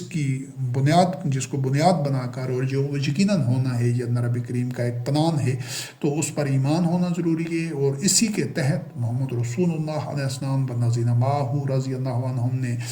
جد و جہد کی، اور اسی صدق و اخلاص اور اسی عزم اور قوت کے ساتھ آج جب مومنین جد و جہد کریں گے انشاءاللہ عزیز، تبھی ان کو وہ نتیجہ ملے گا، اور وہ تمام کی تمام رہنمائی اور اس کے تمام جو گوشے ہیں وہ اللہ کی آیات میں قرآن مجید میں موجود ہیں۔ اس کے بعد سورۃ التوبہ کی آیات 6 سے لے کر 15 تک ہیں۔ اس میں اللہ رب کریم نے جو ایک منظر کھینچا ہے، جو ایک نقشہ بیان کیا ہے، وہ کچھ رہنما اصول ہیں، ہدایات ہیں جو مومنین کو دی جا رہی ہیں کہ مشرکین میں سے اگر کوئی تمہارے ہاں پناہ طلب کرتا ہے تو اس کو اللہ کا کلام یعنی قرآن مجید اس تک پہنچاؤ، اس کی دعوت، اس کے پیغام کو، اس حقائق کو، ان کو، اس نظام کو اس تک پہنچا دو، اور پھر اس کو پرامن جگہ پر چھوڑ دو. اس وجہ سے کہ وہ ایسی قوم ہے جس کو علم نہیں ہے، وہ شرک میں، اسی جو آبا پرستی کے اوپر اور وہ تقلیدی ذہنیت کے ساتھ ہیں. تو ان کو قرآن مبین کے ان تعلیمات سے، احکامات سے اور نظام سے آگاہ کر دو. اور یہ مشرکین جو ہیں، یہ ان کا جو اللہ کے نزدیک ان کا عہد کس طرح ہوتا ہے، کس طرح اس کو قرار دیا جا سکتا ہے اللہ و رسول کے ساتھ، کہ جنہوں نے سوائے اس کے، جنہوں نے مسجد الحرام میں مومنین کے ساتھ ایک عہد کیا تھا، ایک معاہدہ کیا تھا، تو اگر وہ جو مسجد الحرام والے جو مومنین ہیں جنہوں نے بیت اللہ میں مومنین کے ساتھ جن مشرکین نے عہد کیا تھا، اس کو اگر وہ قائم رکھتے ہیں تو تم بھی قائم رکھو. یعنی جو عہد شکن مشرکین تھے، ان کے تو عہد کی کوئی اہمیت ہی نہیں ہے. وہ جب خود عہد کی پامالی کر رہے تھے بار بار اور مسلمانوں کو، مومنین کو دھوکہ دے رہے تھے، تو پھر مسلمانوں پر ان کے ساتھ کیے گئے عہد اور معاہدے کی پاسداری کرنا لازم نہیں تھا. یہ اس کو پہلے بھی واضح کیا جا چکا ہے کہ یہ عہد کی پاسداری دو طرفہ ہوتی ہے معاہدے کی، اور یہ مشروط ہوتی ہے. تو ہاں، اگر وہ جو خود اس کی پاسداری کرتے ہیں تو پھر مومنین کے لیے بھی اس کی پاسداری لازم تھی. اور یہ متقین کا شیوہ ہے، ان کی پہچان ہے کہ وہ اپنے عہد اور معاہدے کی پاسداری کریں. تو یہ تو مشرکین میں ایسے بھی تھے کہ ان کو اگر موقع ملتا اور ان کو کہیں مسلمانوں پر ایک برتری حاصل ہوتی مومنین کے اوپر، تو پھر وہ کسی ذمہ داری کا مظاہرہ نہیں کرتے. وہ چاہتے تھے کہ زبانوں سے مومنین کو ایسے صرف باتوں سے ہی مطمئن اور خوش کر دیں، حالانکہ وہ ان کے جو قلوب تھے وہ اس سے انکار کر رہے ہوتے تھے، وہ صدق پر مبنی نہیں ہوتے تھے. ان کے قلوب میں وہ حقیقت کو وہ تسلیم نہیں کر رہے ہوتے تھے، اور اکثر وہ فاسق تھے. وجہ یہ تھی کہ وہ اللہ کی آیات کو بیچنے والے تھے، معمولی دنیاوی مفاد کے لیے، معمولی عوض کے معمولی سا معاوضہ لے کر، یعنی مفادات، مادی مفادات کسی نہ کسی طرح سے حاصل کر کے وہ اللہ رب کریم کے احکامات اور آیات کی پاسداری کو توڑ دیتے تھے اور اللہ کے راستے سے روکنے والے تھے. تو یہ ایک برا راستہ تھا. انہم ساء ما کانوا یعملون، یہ جو عمل کر رہے تھے یہ بہت برا عمل تھا. اور وہ مومنین کے معاملے میں کسی ذمہ داری کا مظاہرہ نہیں کرتے تھے، حدود فراموش تھے. اگر وہ اللہ رب کریم نے حکم دیا ہے کہ وہ توبہ کریں اور اس نظام کی اقامت صلاۃ، یعنی وہ معاشرتی پابندیوں کو، قواعد و ضوابط کو تسلیم کریں اور لوگوں کو ان کے نشو و نما کے بھرپور مواقع فراہم کریں، تو پھر وہ دین میں تمہارے بھائی ہیں. اور اللہ رب کریم اپنی آیات کو اسی طرح علم رکھنے والے لوگوں کے لیے کھول کھول کر بیان کرتا ہے. اور اگر وہ اپنے عہد کو، معاہدوں کو، اس کی پاسداری نہ کریں اور اس کو توڑ دیں اور تمہیں دین میں تانا زنی کریں، تو پھر ائمۃ الکفر کے ساتھ تم لڑو. ان کا کوئی عہد اور معاہدہ نہیں ہے تاکہ وہ اپنی اس سرکشی سے باز آ جائیں. اور پھر اللہ رب کریم نے فرمایا کہ کیا تم ایسی قوم کے ساتھ قتال نہیں کرو گے جنہوں نے اپنے عہدوں کو توڑا، یعنی مومنین کو، مسلمانوں کو دھوکہ دیا، اور انہوں نے نبی کریم علیہ السلام کو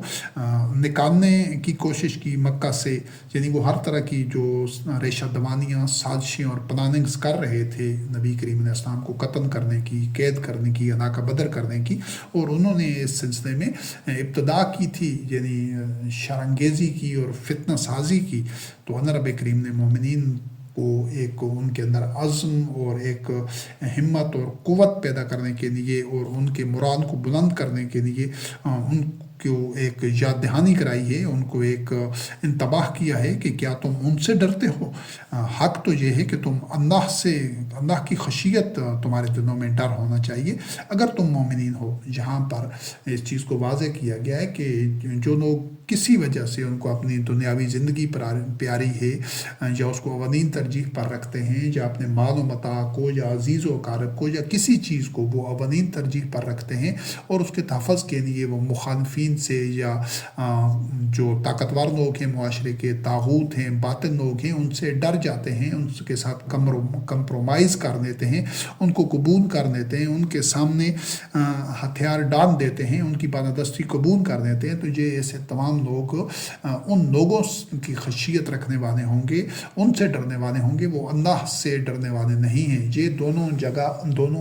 رویے ایک جگہ اکٹھے نہیں ہو سکتے۔ جن کے دلوں میں اللہ رب العزت کی خشیت ہے وہ کبھی باطن سے، طاغوت سے، مخالفین سے، چاہے ان کے پاس کتنا بھی اثر و رسوخ ہو، قوت ہو، طاقت ہو، ان کا گروہ مضبوط ہو، افرادی قوت ہو، جو کچھ بھی ہو، وہ ان کے پاس جنگی صلاحیت ہو، اسلحہ ہو، جو کچھ بھی ہو، اختیارات ہوں، عہدہ ہو، مومنین کے قلوب میں پھر ان کی خشیت نہیں ہو سکتی۔ یہ دونوں چیزیں بیک وقت کسی ایک قلب میں نہیں آ سکتی۔ اور جن کے قلوب کے اندر لوگوں کا ڈر ہے، خوف ہے، خشیت ہے، تو ان کے قلب میں کبھی اللہ رب کریم کا خوف اور خشیت رہ نہیں سکتا۔ دونوں میں سے بیک وقت ایک چیز رہے گی۔ تو ہر انسان خود اپنا محاسبہ کر سکتا ہے، اپنی حقیقت کو اس آئینے میں دیکھ سکتا ہے کہ اس کے قلب میں اللہ رب کریم کی خشیت ہے، اللہ رب کریم کی حدود کی خلاف ورزی کا خوف ہے، یا جو باطن نظام ہے، طاغوتی نظام ہے، اور اس کے جو کرتا درتا سرغنے ہیں، جو اکابر مجرمین اور مفسدین ہیں، ان کا اس کے قلب کے اندر خوف ہے۔ اور اگر ایک آدمی ہے اس کے دل میں خوف اور خشیت ہی طاغوت کی ہے، اور ایسے جو شیاطین ہیں، اولیاء شیاطین ہیں، ابلیس اور اس کی ذریت ہیں، ان کا خوف اس کے قلب میں ہے، تو پھر تو اس کی تمام جو عبادات ہیں اور جو اس کے ظاہری اعمال ہیں، مناسک ہیں، وہ سب اس کے لیے ناحاصل ہیں۔ تو مومن کے قلب میں تو صرف اور صرف اللہ رب کریم کی حدود کی خلاف ورزی کا خوف ہوتا ہے اور اللہ کی خشیت ہوتی ہے۔ تو یہ دونوں خوف اکٹھے ایک جگہ نہیں سما سکتے، دونوں میں سے ایک ہوگا، اور ہر انسان اس کا خود ایک تجزیہ اور اس کا مشاہدہ کر سکتا ہے، اس کو دیکھ سکتا ہے کہ اس کے قلب میں ہے کیا۔ پھر اس کو انسان کو اپنی اصلیت، اپنی اوقات اس پر واضح اور آشکارا ہو جاتی ہے۔ تو اسی چیز کی طرف اللہ رب کریم نے مومنین کو اسی چیز کی نشاندہی کی ہے کہ تم اس چیز کو دیکھو کہ کیا تمہارے دلوں میں ان کی خشیت ہے۔ اگر تم مومن ہو، ان کن تم مومنین، یعنی مومن ہونا مشروط کر دیا گیا ہے کہ اگر تو معاشرے کے بالادست لوگوں کی جو مجرمین ہیں، مفسدین ہیں، طاغوت ہیں، ان کی خشیت ہے تو وہ تو مومن ہو ہی نہیں سکتا۔ پھر جب ایک مومن ہی نہیں ہے تو اس کے اعمال، اس کے جو مناسک ہیں، اس کے جو دعوے ہیں، وہ سب مشرکین والے ہیں یا منافقین والے ہیں، تیسری کوئی کیٹیگری تو بچتی نہیں ہے۔ تو اللہ رب کریم نے فرمایا کہ تم ان کے ساتھ قتال کرو، اور اللہ رب کریم ان کو تمہارے ہاتھوں سے عذاب دے گا اور ان کو رسوا کرے گا اور تمہاری مدد کرے گا، اور تمہارے کلیجے سینے ٹھنڈے ہو جائیں گے کہ جب وہ اللہ کے دشمن ہیں، وہ اللہ کے دین کو شکست دینا چاہتے ہیں، اس کو عاجز کرنا چاہتے ہیں، اس کو سبوداج کرنا چاہتے ہیں، تو جب تم دیکھو گے کہ وہ خود ان کا نظام، باطن نظام سبوداج ہوگا، انسانیت اپنے پاؤں پر کھڑی ہوگی، اس کو تمام وہ آزادیاں حاصل ہوں گی، کوئی کسی کو محکوم اور مجبور اور اپنا تابع نہیں رکھ سکے گا۔ تو یہ سارے جو نتائج اور ثمرات اور انعامات اور برکات ہیں جب تمہیں ملیں گی، تو پھر تمہارے سینے ٹھنڈے ہوں گے جب تم اللہ رب کریم کے جو احکم الحاکمین ہے، اس کے جو رہنمائی جو اس نے دی ہے، جو اس نے نظام انسانیت کے لیے سب سے موزوں اور احسن اور آئیڈیل دیا ہے، وہی پر مبنی نظام، تو جب وہ نظام تشکیل پائے گا تو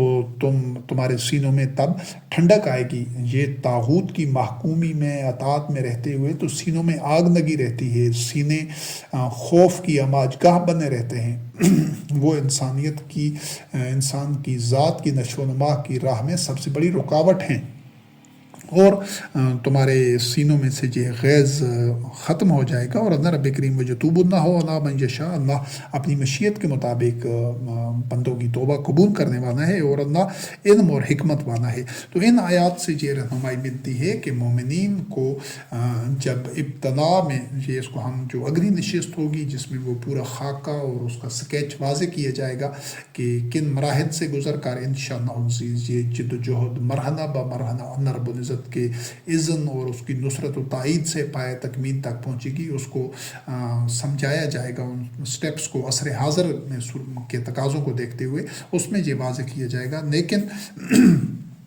یہ اس مرحلے پر اس چیز کو سمجھنا ضروری ہے کہ یکدم کچھ ایسا ہونے والا نہیں، قوانین فطرت کے خلاف یا کوئی ایسا معجزہ یا کوئی ایسی کرامت یا کوئی ایسی عجیب و غریب چیز آشکارا نہیں ہوگی، بلکہ یہ بتدریج قوانین فطرت کے تحت یہ مرحلہ وار یہ ابتلا، آزمائش اور مصائب اور تکالیف اور اس طرح کے سارے مراحل سے گزر کر ہمیشہ یہی ہوتا رہا ہے، یہ کوئی نئی بات نہیں ہوگی۔ ان مراحل سے گزر کر، ان کوٹھانیوں میں سے گزرتے ہوئے جب مومنین کندن بنتے جائیں گے تب یہ مرحلہ آئے گا کہ جب وہ اس ہدف تک پہنچیں گے۔ یہ جس طرح ایک ننھا سا بیج اگتا ہے، اس کا پہلے حوالہ گزر چکا ہے قرآن کریم میں، تو جس طرح ایک ننھا سا بیج اگتا ہے تو پھر وہ گرمی، سردی، آندھی طوفان، بارش اور اس طرح کے دیگر خطرات سے اور اس طرح کے ایک کوٹھانیوں میں سے گزر کر تب وہ شجر طیبہ جا بنتا ہے اور محکم درخت بن سکتا ہے۔ اگر وہ ان چیزوں کا مقابلہ نہ کر سکے، کسی مرحلے پر وہ اس کا وجود ختم ہو جائے، وہ سوکھ جائے، تو پھر وہ ثمر آور درخت نہیں بن سکتا۔ تو اس میں ہر مومن کو یہی سوچنا ہے، یہی اس کے سامنے ایک حقیقت اس کے سامنے ہونی چاہیے کہ مجھے ہر طرح کے حالات میں چٹان کی طرح بنیان و مرصوص بن کر، سیسا پنائی ہوئی دیوار بن کر مجموعی طور پر ہمیں ثابت قدم رہنا ہے، ہر طرح کے حالات کو جھیلنا ہے اور پائے استقامت میں لغزش نہیں آنی ہے، تب وہ مرحلے طے ہوں گے۔ اور اس کو جو ایک بنیادی اصول جس طرح پہلے چند آیات بیان کی ہیں، تو یہ حقیقت بھی مومنین کو ہر لمحہ اپنے پیش نظر رکھنی ہوگی۔ سورۃ الروم کی آیت نمبر 47 سے اللہ رب کریم نے اپنی سنت اور اپنے کلمات غیر متبدل ہیں جو ہر دور میں رہے، ان کو واضح کر دیا۔ آج ہمارے لیے وہ تبدیل نہیں ہوں گے، ہمارے بعد میں آنے والوں کے لیے تبدیل نہیں ہوں گے، ہم سے پہلے لوگوں کے لیے تبدیل نہیں ہوئے، کیونکہ اگر اللہ وحدہ لا شریک لوگوں کی اہوا کے، خواہشات کے، امانیوں کے اور تمناؤں کے پیچھے چلنے لگے تو کائنات میں فساد برپا ہو جائے۔ ایسا کبھی بھی نہیں ہو سکتا، نہ ہوا ہے، نہ ہوگا، نہ آج ہوگا، نہ آنے والے دور میں ہوگا۔ وہ اللہ رب کریم کی سنت ہیں، اس کے کلمات ہیں، انہی کے مطابق یہ پورا سلسلہ کائنات چل رہا ہے۔ تو اللہ رب کریم نے فرمایا کہ وَلَقَدْ أَرْسَلْنَا مِن قَبْلِكَ رُسُلًا إِلَىٰ قَوْمِهِمْ، کہ اس سے پہلے بھی ہم رسول بھیجتے رہے ہیں۔ نبی کریم علیہ السلام کو فرمایا گیا ہے کہ اصول کو سمجھنا ہے، آج بھی وہی اصول ہوگا کہ مومنین جب جد و جہد کا آغاز کریں گے تو اسی اصول کے تحت ہی آغاز کریں گے۔ تو وہ انبیاء علیہ السلام ان تک آیات بینات اللہ رب کریم کی وحی لے کر آتے تھے، پھر جو مخالفین اس کا انکار کرتے تھے، اس کو ناکام کرنا چاہتے تھے، سبوتاج کرنا چاہتے تھے، مومنین کو ابتلا اور اذیت میں مبتلا کر دیتے تھے، رکاوٹیں پیدا کرتے تھے ان کے راستے میں، تو یہ آج بھی یہی لوگ یہی کچھ کریں گے۔ جب کچھ مومنین جو ملت ابراہیم کا اتباع کرنے والے ہوں گے، جو واقعتاً مسلمین ہوں گے، جن کا رب الہ اور معبود اللہ وحدہ لا شریک ہوگا، وہ جس جد و جہد کا یہ تولیت کعبہ ان مشرکین سے، ان نااہلوں سے اور ان غاصبوں سے واپس لینے کے لیے جس جد و جہد کا آغاز کریں گے، تو اللہ کی آیات کی روشنی میں جب ان کا اپنا تزکیہ نفس کرتے جائیں گے اور اس پیغام کو عام کرتے جائیں گے، اس شعور کو، اس آگہی کو پھیلاتے جائیں گے، تو ان کے لیے بھی مخالفتیں اسی طرح ہوں گی۔ اور تب اللہ رب کریم نے فرمایا کہ اس کے بعد ہم نے ان سے انتقام لیا، فَانْتَقَمْنَا مِنَ الَّذِينَ أَجْرَمُوا، تو یہ جو مجرم ہیں آج، یہ سب سے بڑے جو مجرم ہیں، جس طرح پچھلے درس میں واضح کیا جا چکا ہے کہ دنیا میں یہ جو فتنہ اور فساد کبیر ہے، اس کے سب سے بڑے مجرم اور ذمہ دار وہ لوگ ہیں جو خود کو مسلمان کہہ رہے ہیں، حالانکہ حقیقتاً وہ مسلمان نہیں ہیں، وہ مشرک ہیں، وہ اسی طرح یا منافق ہیں، عباد الطاغوت ہیں، کیونکہ اگر یہ مسلمان ہوتے، واقعتاً ملت ابراہیم میں سے ہوتے، تو یہ تو امام الناس کی مسند پر ہوتے۔ یہ جو طاغوت صدیوں سے خود کھیل رہا ہے اور دنیا میں فتنہ اور فساد برپا کیے ہوئے فساد کبیر، یہ اس وجہ سے ہے کہ یہ مسلمان اپنی ذمہ داری پوری نہیں کر رہے، یہ مشرکین کی طرح صرف دعوے کی حد تک ہی مسلمان ہیں، پیدائشی طور پر، تقلید کے طور پر، ورنہ یہ شرک میں اور کفر میں اور منافقت میں کی دندن میں دسے ہوئے ہیں۔ تو وکانا حقاً علینا نصر المومنین، اس حقیقت کو لمحہ برہمہ ہر آن ہر گھڑی مومنین کو سامنے رکھنا ہوگا کہ ہر دور میں اللہ رب کریم پر یہ لازم ہے، کبھی بھی یہ اللہ کے اوپر مومنین کا حق ہے، یعنی جب ہم جس چیز کے حقدار ہوں گے تو وہ حق ہمیں اللہ رب العزت دے گا. ایسا نہیں ہو سکتا، ممکن ہی نہیں ہے، کبھی بھی ایسا نہیں ہوا کہ اللہ رب کریم مومنین کو ان کا حق نہیں دے. تو حقاً علینا نصر المومنین، مومنین کی نصرت کرنا اللہ رب کریم پر واجب ہے، لازم ہے، اللہ رب کریم نے اپنے اوپر طے کر دیا ہے، لکھ دیا ہے، ٹھہرا دیا ہے. تو اللہ رب العزت کبھی بھی ان اللہ لا یخلف المیعاد، اللہ رب کریم وعدے کی خلاف ورزی نہیں کرتا. تو کبھی بھی ایسا نہیں ہو سکتا کہ اللہ رب کریم، صرف ہم نے خود اپنے آپ کو اس کا عہد ثابت کرنا ہے، اور یہ غیر متزلزل یقین ہر لمحہ ہمارے قلب میں ہونا چاہیے کہ اللہ رب کریم مومنین کی نصرت کرنا اللہ رب کریم کے اوپر لازم اور واجب ہے. اور سورۃ البقرہ کی آیات 195 اور 96 ہیں اس سلسلے میں کہ اللہ رب کریم نے فرمایا کہ اللہ کے راستے میں انفاق کرو، خرچ کرو، اور اپنے آپ کو اپنے ہاتھوں سے ہلاکت میں نہ ڈالو، اور احسان کرو. یہ سارے چیزیں اللہ رب کریم احسان کرنے والوں کو پسند کرتا ہے. یہ ساری خوبیاں اور دیگر سارے مختلف موضوعات کے اوپر اللہ رب کریم کی آیات کی روشنی میں اور بہت ساری نشستیں اور درس موجود ہیں، اور وہ سب جو اس راستے کے راہی ہوں گے ان کے لیے وہ ایک بڑے آسان فہم انداز میں، اور ایک قرآن کریم میں سے تمام آیات کو، تمام احکامات کو جو اس موضوع سے متعلق ہیں ان کو یکجا کر کے اسی انداز سے وہ سارے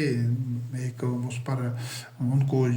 جمع کیا گیا ہے. تو وہ اپنی زندگی کے سارے گوشوں میں، یعنی معیشت، معاشرت، اخلاقیات،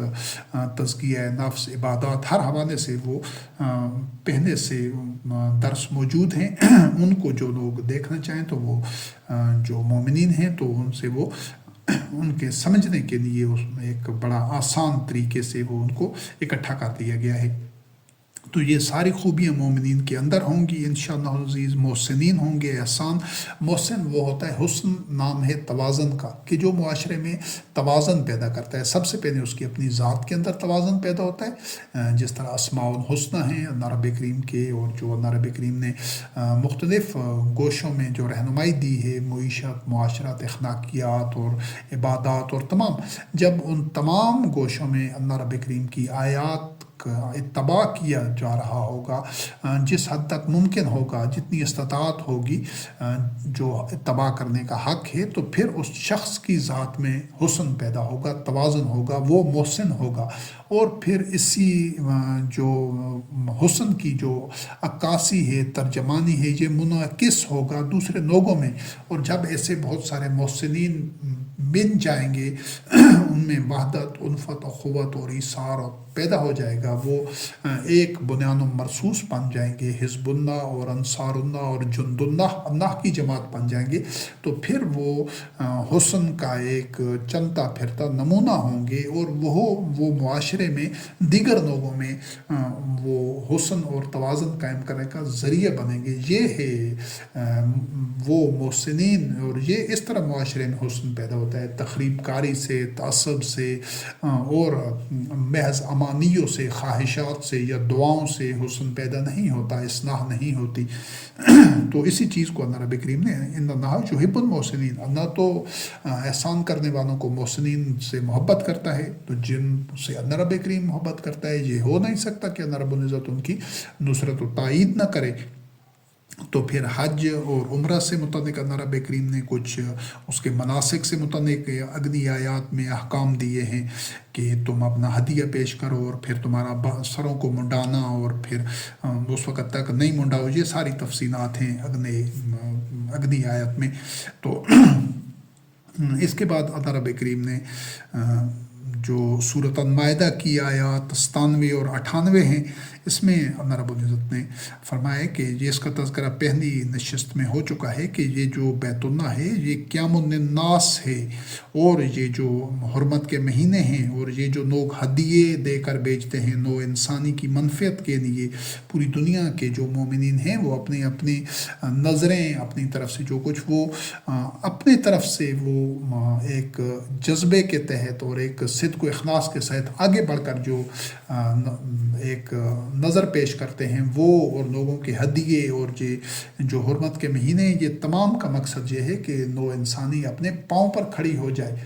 تو یہ اس کو ایک وسیع تر مفہوم میں ان سارے احکامات کو سمجھنا ہوگا، تب پتہ چلتا ہے کہ یہ بیت اللہ کس مقصد کے لیے کیا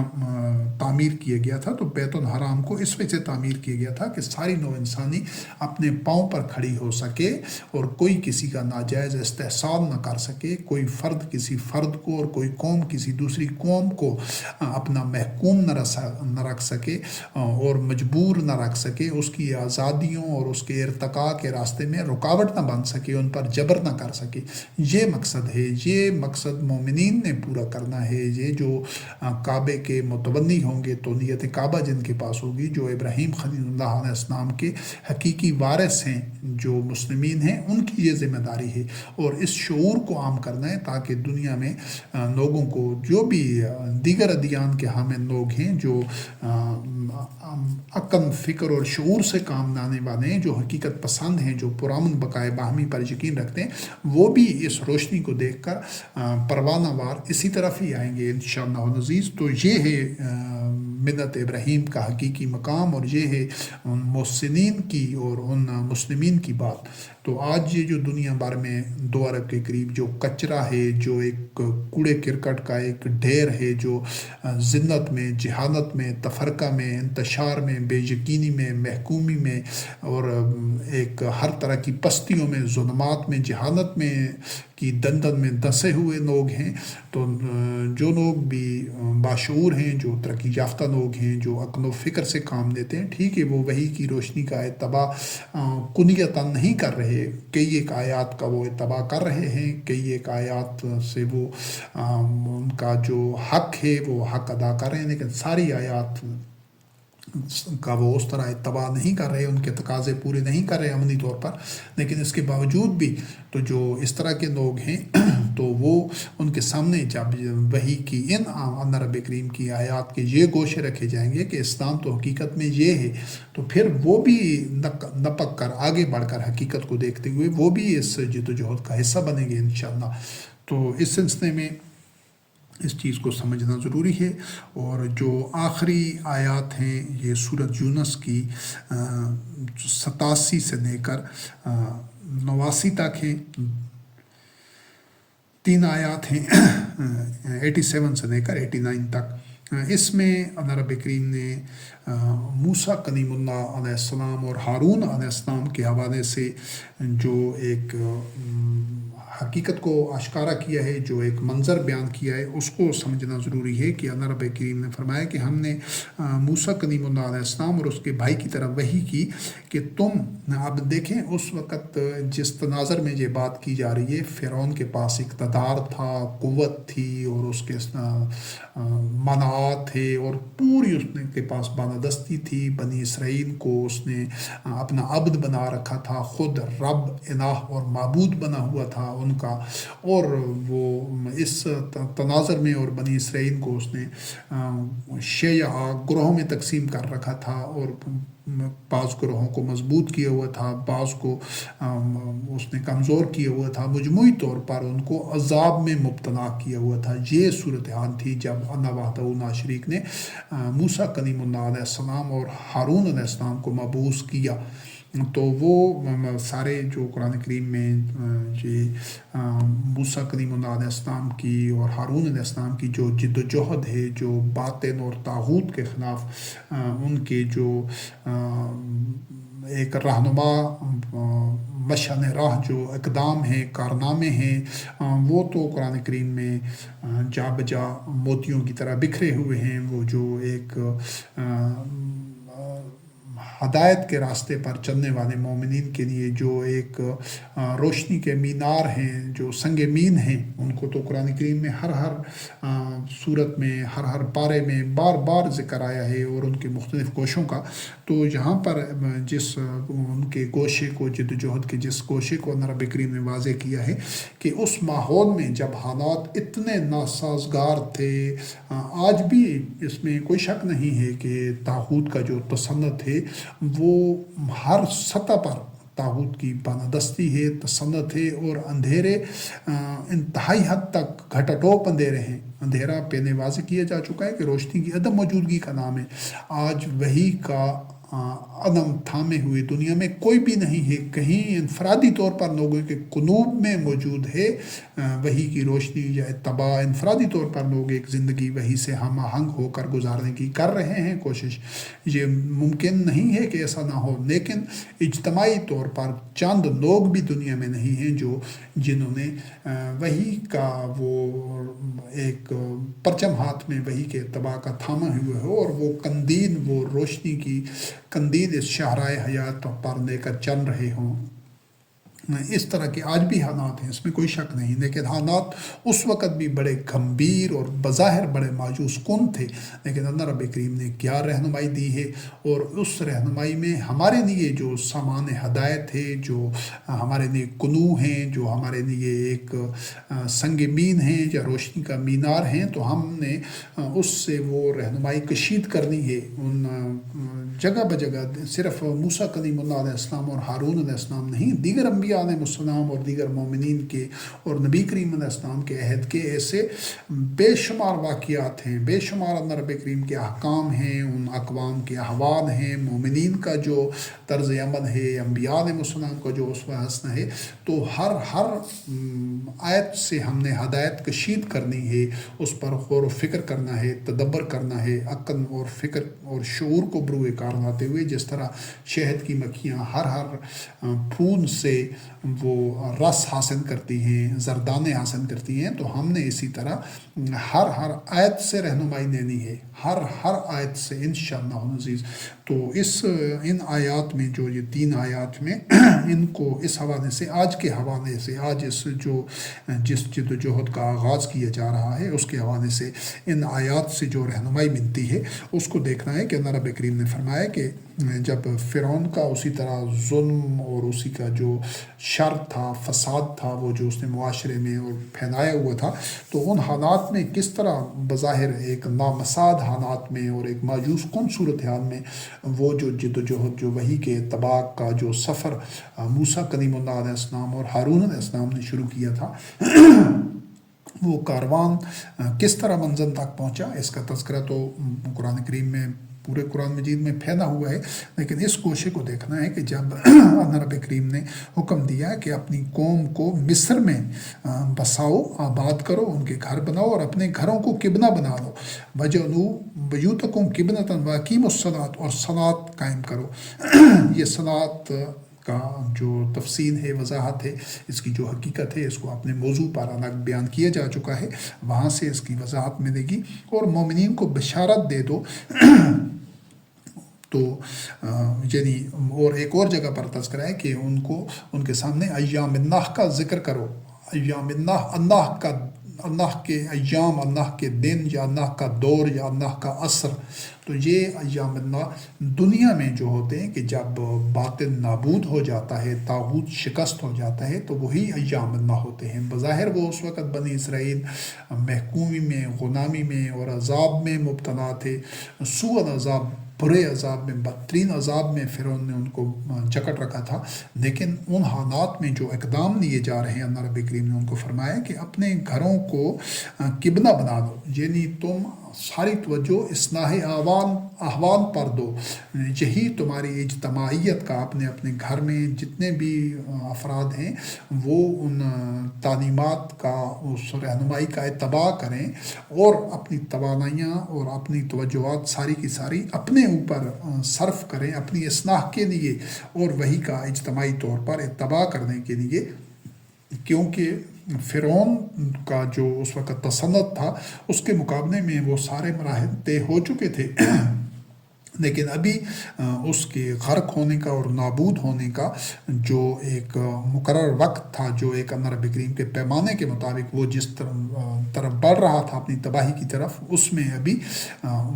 اس نے اگلے مرحلوں میں آشکارا ہونا تھا۔ تو اس مرحلے میں، ان مرحلوں میں جو یہ تیاری موسیٰ کلیم اللہ علیہ السلام اور ہارون علیہ السلام کی قوم نے کرنی تھی، تو انہوں نے اپنے گھروں کو قبلہ بنانا تھا اور صلوات پر کاربند رہنا تھا، یعنی ہر شعبہ زندگی میں، ہر معاملے میں ان تعلیمات اور احکامات پر جمع رہنا تھا، ان سے توجہ نہیں ہٹانی تھی جو موسیٰ کلیم اللہ علیہ السلام اور ہارون علیہ السلام کو جو وحی کے احکامات دیے گئے تھے۔ اور اللہ رب کریم نے فرمایا کہ تم اس طرح کرتے رہو، تمہارے لیے بشارت ہے، یعنی تمہیں اللہ کے ایام آشکارا ہوں گے، اور یہ جو باطل نظام ہے، طاغوتی نظام ہے، فساد پر مبنی نظام ہے فرعون کا اور اس کے ملاء کا، تو یہ ختم ہو جائے گا، یہ شکست کھا جائے گا۔ تو اس کے بعد موسیٰ کلیم اللہ علیہ السلام نے اپنے رب سے کہا، اے اللہ، تو نے فرعون کو اور اس کے ساتھ جو دوسرے وزیر ہیں اور سردار ہیں، ان کو تو دنیاوی زیب و زینت دی ہے، مال دولت دیا ہے دنیاوی زندگی کا، تو یہ تو لوگوں کو